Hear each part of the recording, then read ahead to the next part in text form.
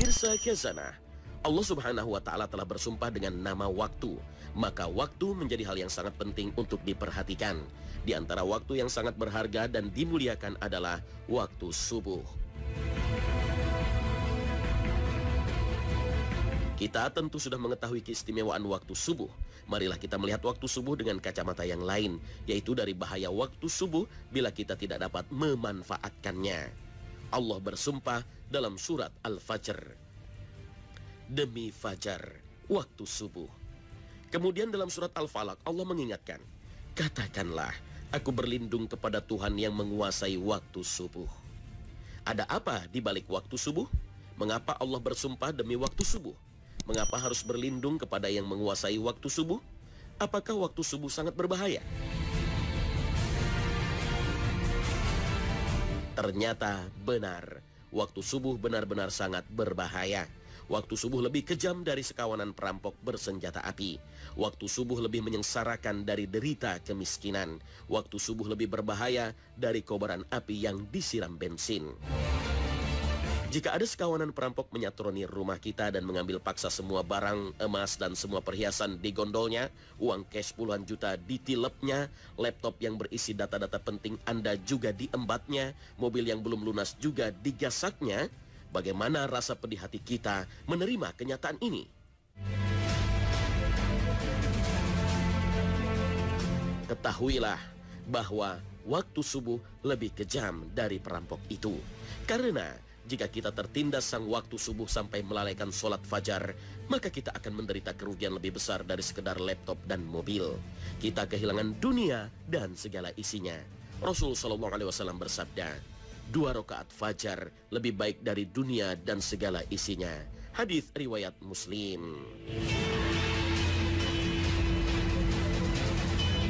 Waktu subuh juga lebih menyengsarakan dari sekedar kemiskinan dunia. Karena bagi orang-orang yang tergilas waktu subuh hingga mengabaikan sholat subuh berjamaah di masjid, maka hakikatnya merekalah orang-orang miskin sejati yang hanya mendapatkan upah 1/150 atau 0,7% saja pahala sholatnya. Dan barang siapa yang sholat subuh berjamaah, maka ia bagaikan sholat semalam suntuk. Hadis riwayat Muslim.